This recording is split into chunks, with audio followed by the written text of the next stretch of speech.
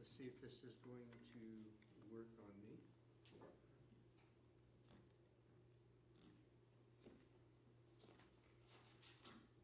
There, how's that? You hear it okay? Yes. Wonderful. Christina, good to see you back. I'm sorry, did I scare you? No? Okay. All right, I heard you guys had an incredible time. I did. I can't wait to hear about it. Carly and Natalie came back and they're just chatting it up. They had a few stories about you, but I don't believe half of it, so I'm just kidding. This evening, we are going to get into the book of Proverbs. So if you have your Bibles, please open them to the book of Proverbs. And tonight is simply going to be an introduction to it. And if we get through it in time, we will get through with the purpose of Proverbs. Let's see here, got that. And this.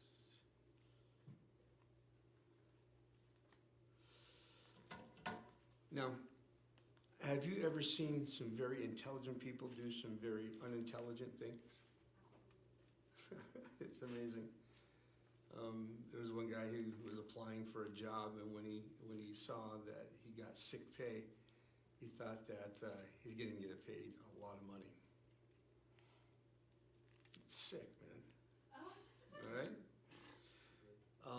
One intelligent young woman had her house inspected, and the inspector found an issue with their gas heat. They called in a repairman, and it turned out that they were having low levels of carbon monoxide leaking into their home.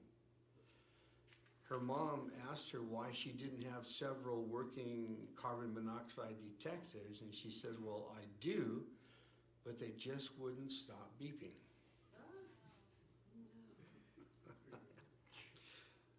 What did Forrest Gump's mom always say? Stupid is as stupid does, right? A couple that both had PhDs used their bare hands to check if the stove was still hot by pressing it directly on the burner. True story. True story. And I won't tell you the things that this intelligent person did, but I don't have a doctorate, so I only have a bachelor's, so there's an excuse for me, right? Intelligence is not the same thing as critical thinking, right? Intelligence is not the same thing as critical thinking, and the difference matters.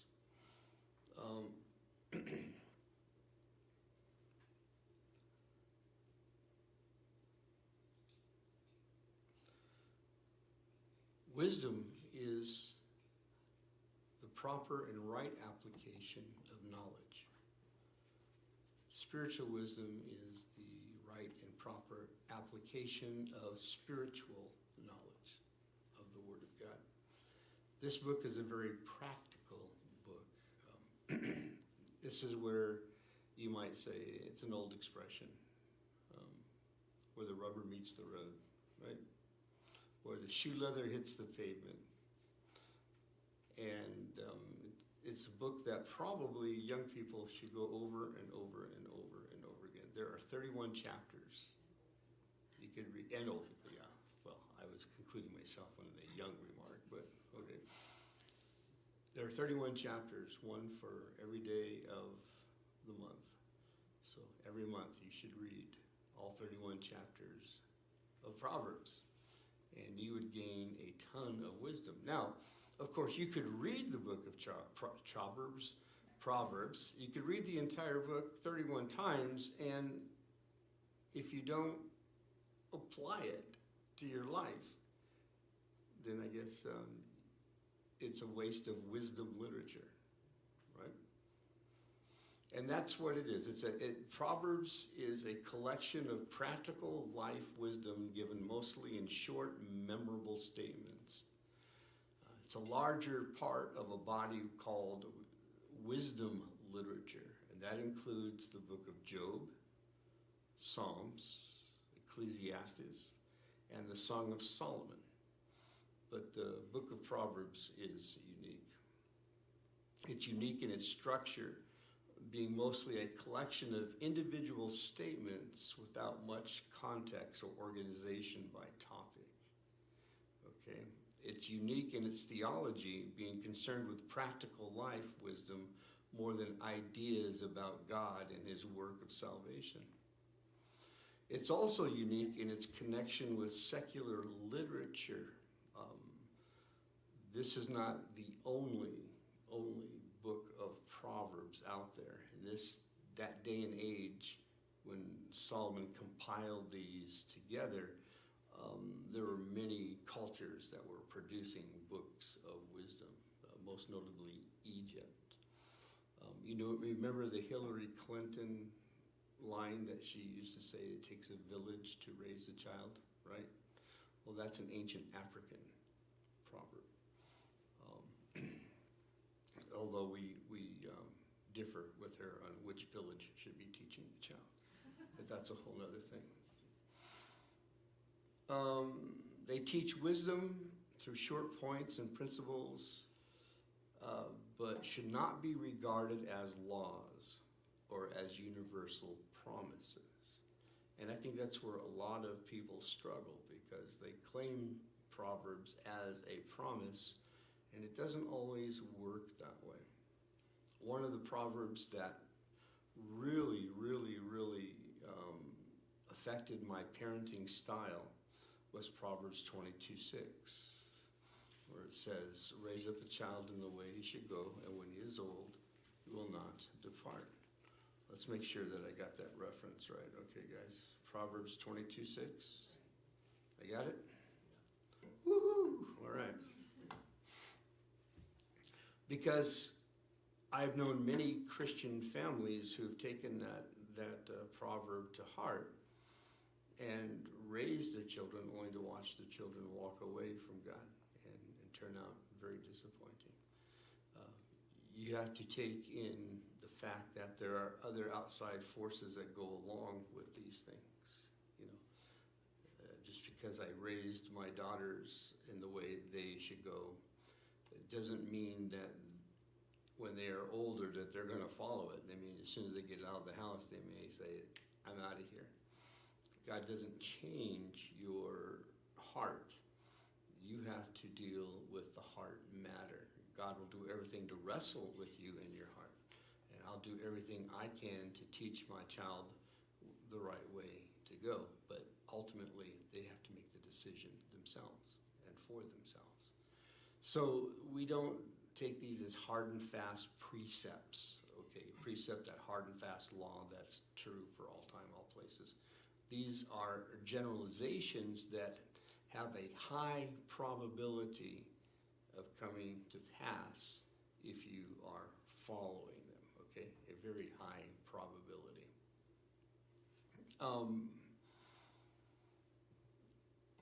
J.B. Phillips, in his commentary, says, Proverbs are wonderfully successful at being what they are, Proverbs. They're not failed prophecies or systematic theologies. Proverbs, by design, lays out pointed observations meant to be memorized and pondered, not always intended to be applied across the board to every situation without qualification. So, he also noticed that, that Proverbs itself makes this clear. A proverb is not a magical formula bringing wisdom and blessing by incantation. And then he quotes Proverbs 26:7. So if you got your Bibles, you can whip over there to Proverbs 26:7, which goes like this. Like a lame man's legs, which hang useless, is a proverb in the mouth of fools. Now, you have to ponder that, right? You got to think, what does that mean? What does that mean? A lame man's legs are hanging useless over the side. Can't use them, right? They do him no good. So is a proverb in the mouth of a fool. From Proverbs, a lot of people make doctrines out of these things, pulling them out of context, and live their lives by them, or begin to form a systematic theology over them. All right, let's talk about the author. Certainly Solomon was one of the authors. There's a few others too. King Agur is one of them, and Lemuel is another one of the proverbial authors. But turn to 1 Kings chapter 3, verses 3 through 13. 1 Kings chapter 3.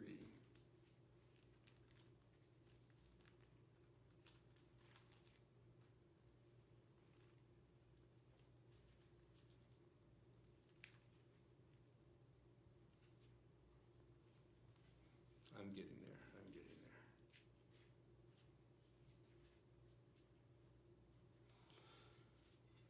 And starting in verse 1, and I'm going to read from the New Living Translation.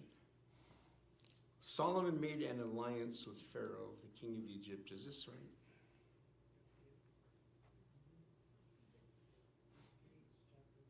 Three. Okay, Solomon loved the Lord and followed all the decrees of his father, David. Except that Solomon too offered sacrifices and burned incense at the local places of worship. The most important of these places of worship was at Gibeon.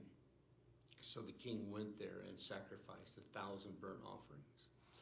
That night, the Lord appeared to Solomon in a dream, and God said, "What do you want? Ask, and I will give it to you." What would you ask for? What would you ask for?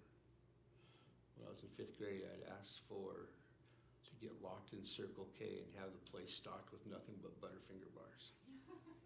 Right. I know, what a waste, right? What a waste. What do you want? And I will give it to you. Solomon replied, "You showed great and faithful love to your servant, my father David, because he was honest and true and faithful to you. And you have continued to show this great and faithful love to him today by giving him a son to sit on his throne. Now, O Lord my God, you have made me king instead of my father David, but I'm like a little child who doesn't know his way around." That is a very, very self-aware person, realizing shortcomings and weaknesses. And that's a wise thing to realize about ourselves, that we don't know half as much as we think we know. You know, whenever I do marriage counseling, that's one of the first things I remind people of, is that most people go into relationships thinking they know more about it than they actually do. And they look at you, you know, like, "Oh, ha ha, that's really funny," and they don't pay attention to it. And then after 3 months, they realize, you know what, the dude was right. We don't know what did I get into? It's like that kid in Sunday school. When the Sunday school teacher says, "What does God say about marriage?" And the kid says, "God forgive them, for they know not what they do." Right? Anyway, moving on. "Here I am in the midst of your own chosen people, a nation so great and numerous they cannot be counted." Here's the prayer request. "Give me an understanding heart so that I can govern your people well and know the difference between right and wrong. For who by himself is able to govern this great people of yours?" Then verse 10. You can just see God sitting back with a big old grin on his face. "The Lord was pleased that Solomon had asked for wisdom. So God replied, 'Because you have asked for wisdom in governing my people with justice, and have not asked for a long life or wealth or the death of your enemies, I will give what you asked for. I will give you a wise and understanding heart such as no one else has had or ever will have." Just think about that now. You know, no Einstein, no Stephen Hawking's, nobody as wise as Solomon is alive today or has lived since Solomon's time. No one. "And I will also give you what you did not ask for, riches and fame, and no other king in all the world will be compared to you for the rest of your life. But look at the caveat, verse 14.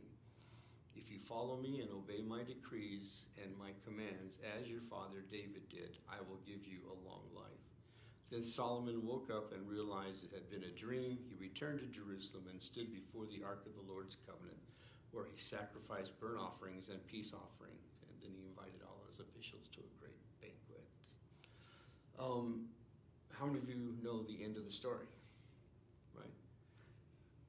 Yeah, the end of the story is Ecclesiastes, where he says, vanity, vanity, all is vanity, empty.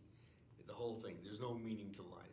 This is pointless, okay? And we know that his heart was turned by his many wives, turned to worship idols and all the things that he promised that he would not do. But nevertheless, for at least a period of time, he was the wisest man on the earth, okay? And he is the author of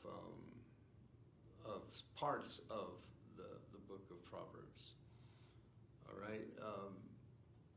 In verse 16, let's see, chapter 3, verses 16 through 28. Let's look at one of his wise little things that he did. Did I say First Kings? Okay, First Kings.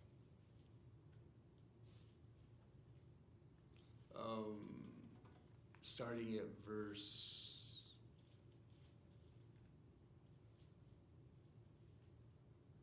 16. Chapter 3. 1 Kings chapter 3.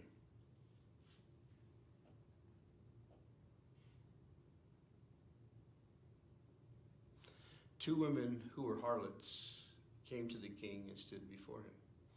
One woman said, "O my lord, this woman and I dwell in the same house, and I gave birth while she was in the house.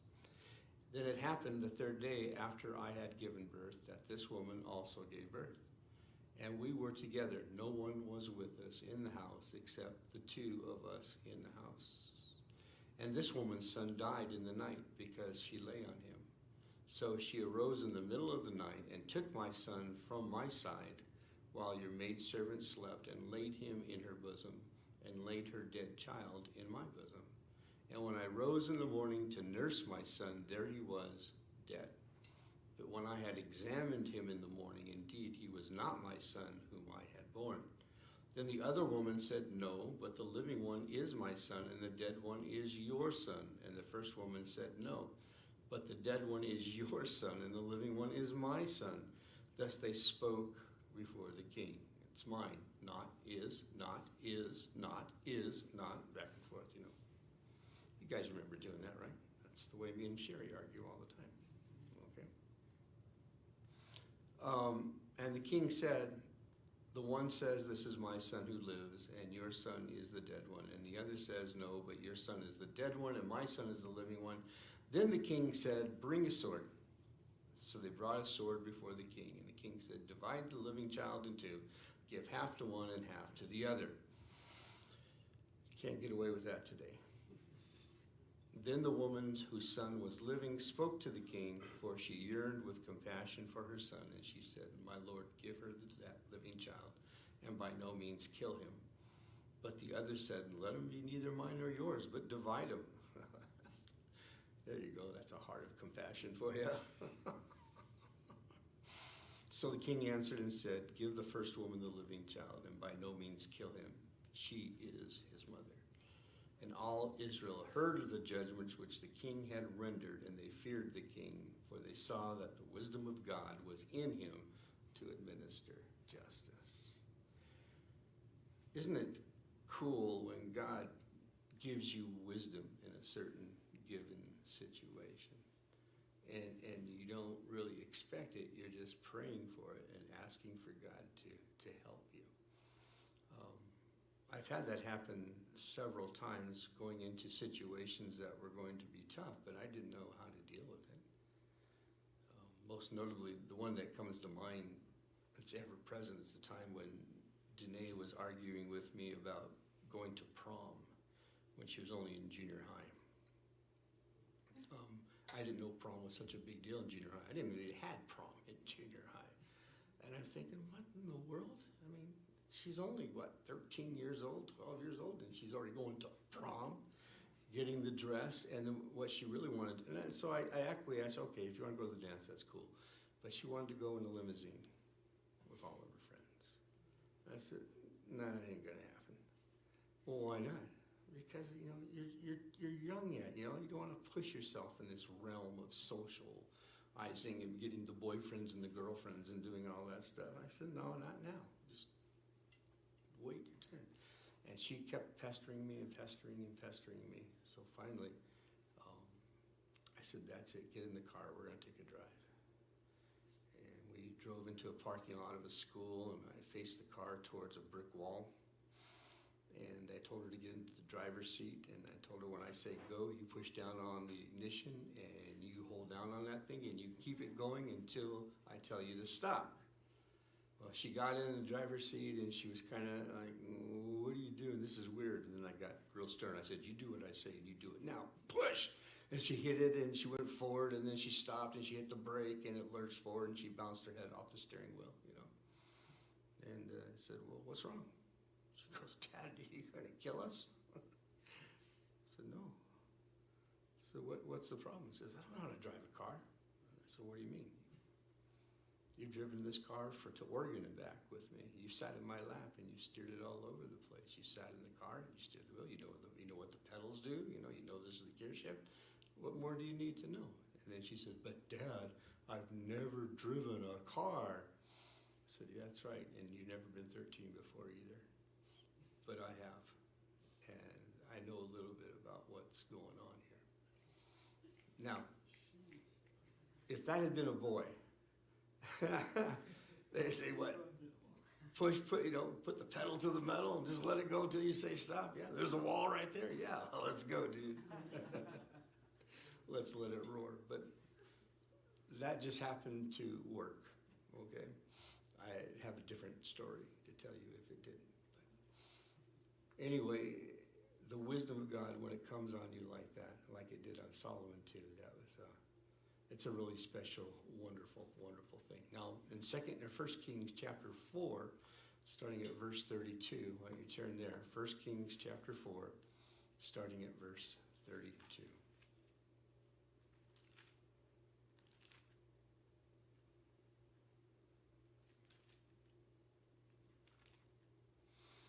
It tells us about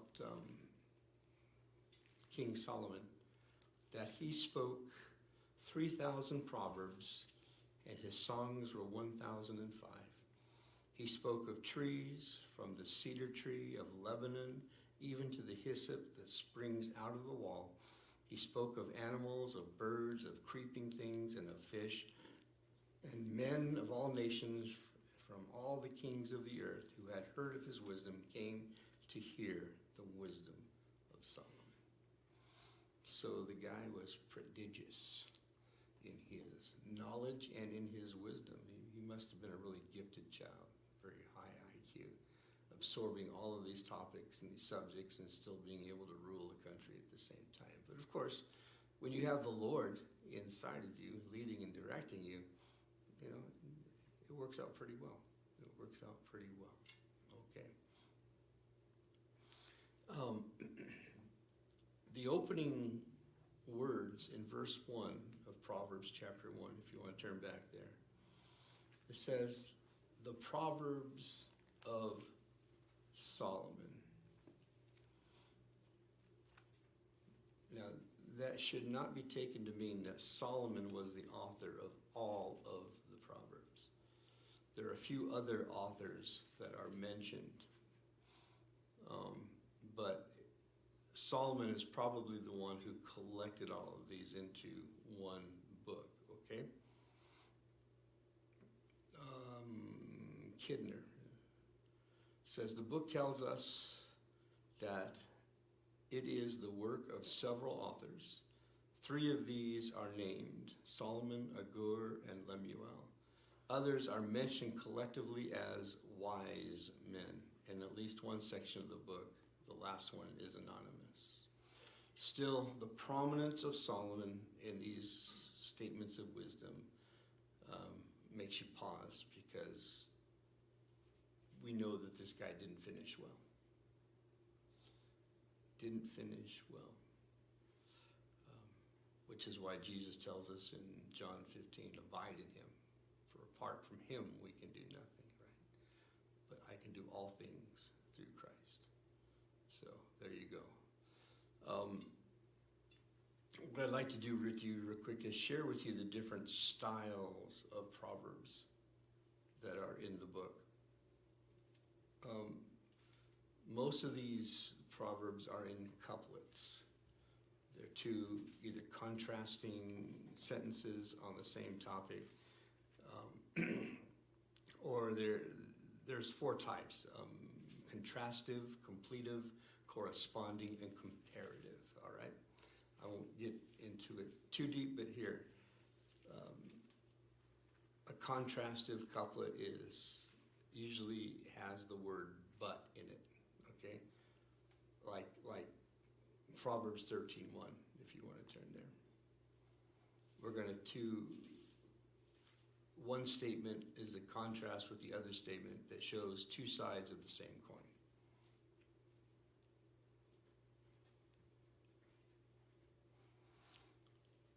Okay, in Proverbs 13:1 it says, a wise son accepts his father's discipline, but, they're going to contrast that now, a scoffer does not listen to rebuke. All right? So that is a contrastive couplet. Then in a completive couplet, like in Proverbs 14:10, the second statement completes the first. The first statement, while it's true in of itself, doesn't offer a complete picture of the topic without having the second. They feature a coordinating conjunction, like, and, or so, like, and, or so. Okay? The heart knows its own bitterness, and a stranger does not share its joy. The heart knows its own bitterness, and a stranger does not share its joy.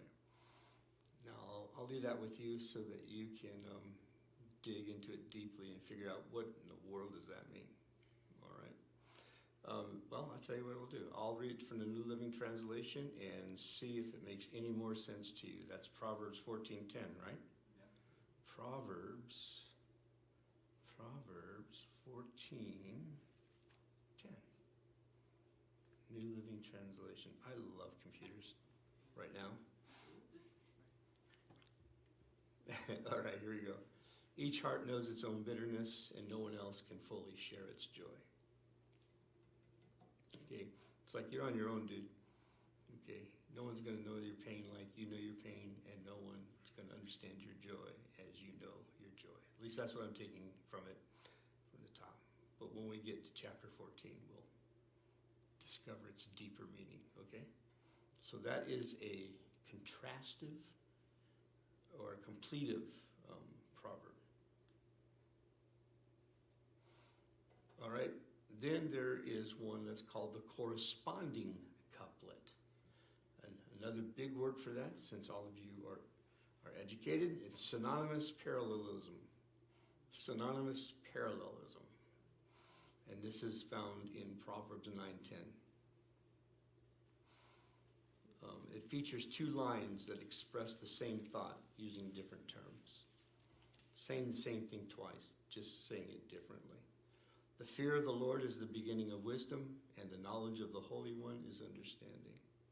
So you have the same thought, but it's two ways of expressing it. Okay? And then there is the comparative couplet. And we can find that in Proverbs 15:16 and 25:24. Let's start with 15:16. We're going to compare two things. And it implies basically this new truth is much like the other truth you already know and accept. Okay?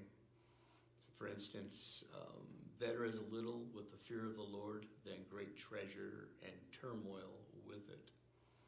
Okay, so the new truth would be great treasure with turmoil with it, and better is a little with the fear of the Lord. Okay, and then, of course, this is every husband's favorite one, Proverbs 25:24. I probably should be standing by the door when I read this one. Proverbs 25:24 says, "It is better to live in a corner of the roof than in a house shared with a contentious woman." All right. Sexist in nature, yes, I get it. And that's all I'm going to say about that. All right? And finally, another thing you need to realize is that Proverbs are personal. Okay? They're personal. The writers discuss the circumstances that all people must face, regardless of your age, your gender, your race, your nationality, or where you live, or what era you live in, or even what religion you practice. They're universal in application and personal. Okay? Here are some of the common themes: work, money, marriage, friendship, family, home life, hardships, conflict, youth, old age, sin, forgiveness. Okay, and I think those are challenges that everyone needs help with at one time or another. Despite, though, the broad range of topics, everything eventually goes back to an individual's personal relationship with God and His Word, in His Word. And furthermore, the practical wisdom provided by the Book of Proverbs points all people, our differences notwithstanding, in the same direction toward a right relationship with God. Toward a right relationship with God. To all people everywhere, God is the Creator and the all-knowing Shepherd of souls. To the stubborn and unrepentant sinner, He is the righteous judge. These are the themes that you will see through Proverbs. To the helpless, God is the advocate of the weak. And to the faithful, the Lord is the benefactor of the righteous. So,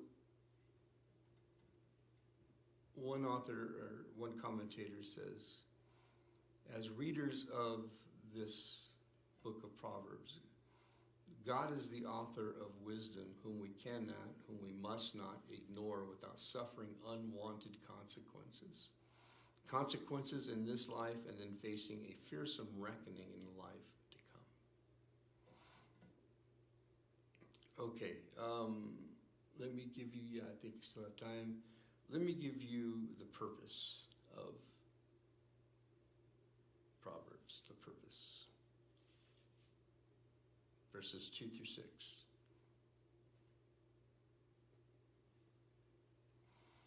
The purpose of the book of Proverbs is to know wisdom and instruction, to perceive words of understanding, to receive the instruction of wisdom, justice, judgment, and equity. Let me read that again. To receive the instruction of wisdom, justice, judgment, and equity. To give prudence to the simple, and to the young man knowledge and discretion. A wise man will hear and increase learning, and a man of understanding will attain wise counsel.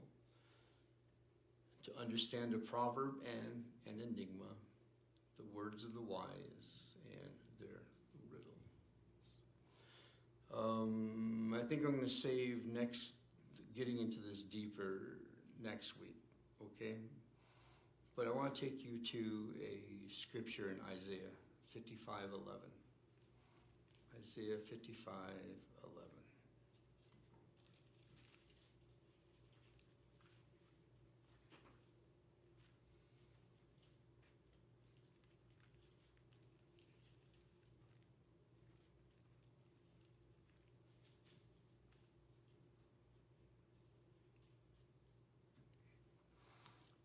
Actually, let's start at verse 10.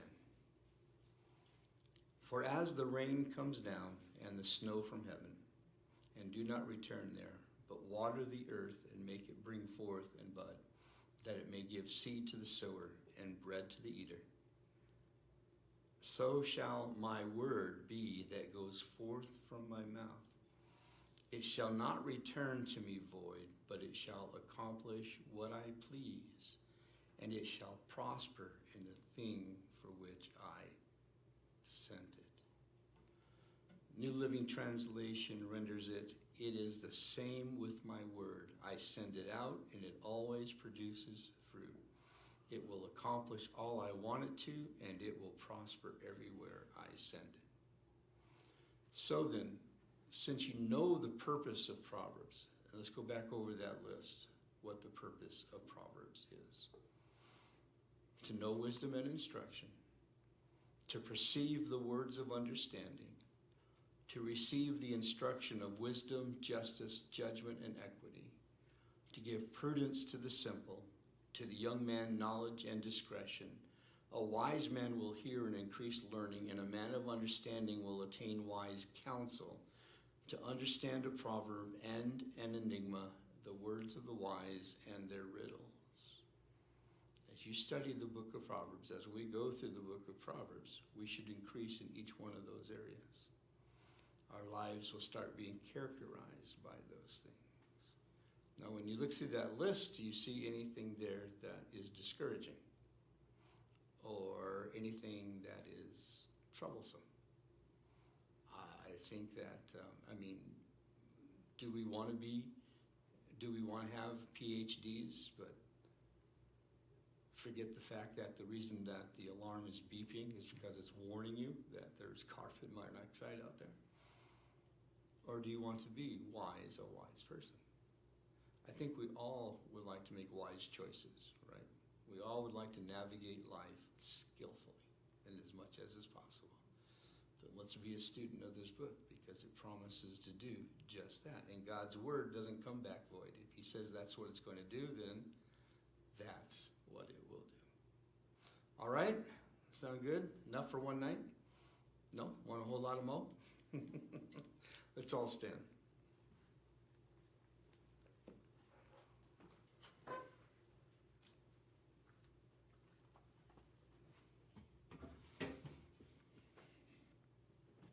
Okay, here. Just give me a second to wind this up.